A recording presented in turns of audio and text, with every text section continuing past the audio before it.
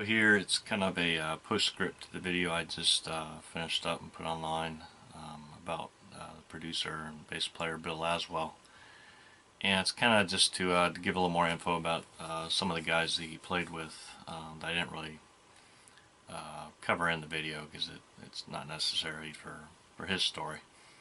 But I'd mentioned when he moved to New York in like '77, he came with a guy named Dennis Weeden, who he'd played with in a band, around Lansing and Ann Arbor and places like that.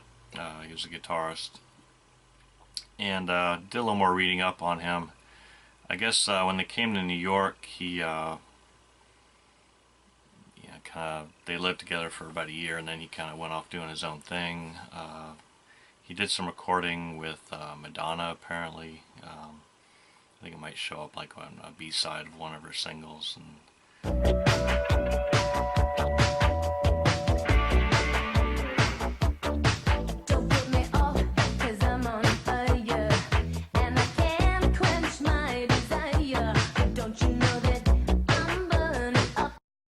Maybe toured with her.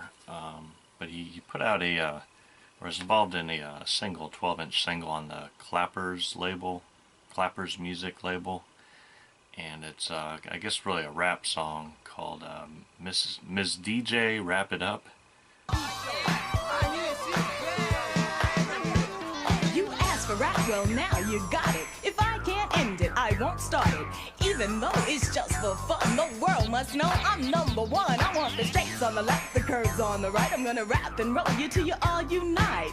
Get on up, no more sitting down. I am the baddest witch in town. And Master Flash is hot and Curtis Blow is cool. And I'm like Eve, I broke. I'd never heard of it. I just found it online. It's kind of interesting. It looks like Clapper's Music is kind of like a reggae label.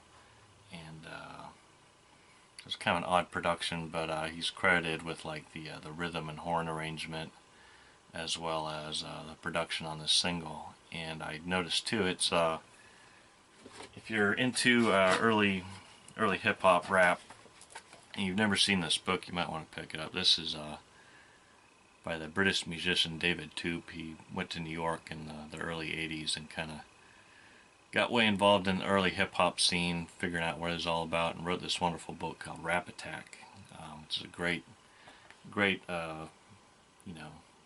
on-the-ground documentary history of the early hip-hop movement in New York.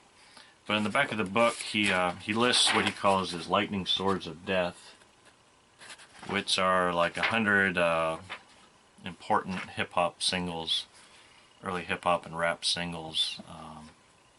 And number 70 is this single that Dennis Weeden here did, the Ms. DJ Wrap It Up.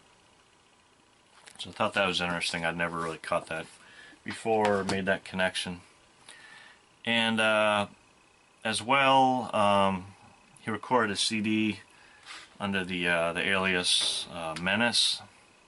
Now, I've actually had this in my collection, but I didn't know that's who this was. I always wondered who this guy was. And, but this is an album that Bill Laswell produced. Kind of a funk thing. It's Dennis Weeden on guitar and vocals, and a lot of the P-Funk crew on here. Bootsy Collins, Bernie Worrell. Yeah, it's kind of hit or miss. It's okay.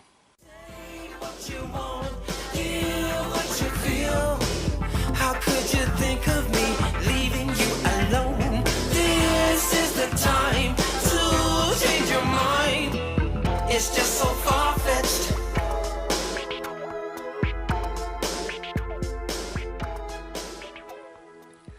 And there's another CD that this came out in '89, and then like '93, another CD by Dennis Weeden under the name Menace. Or actually, it's Zupadelica featuring Menace. The CD came out in Japan only. It's it's called The Life and Times of One Chocolate Baby.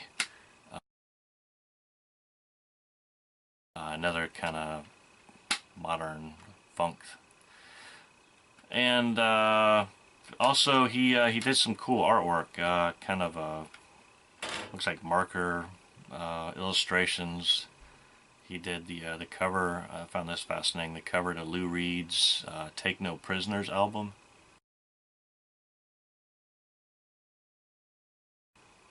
And also Sly and Robbie, Sly and Robbie's Taxi Gang, their album called "The Sting." Did the cover on that, artwork for that, and the reggae musician Yellow Man did the cover for his album Rambo.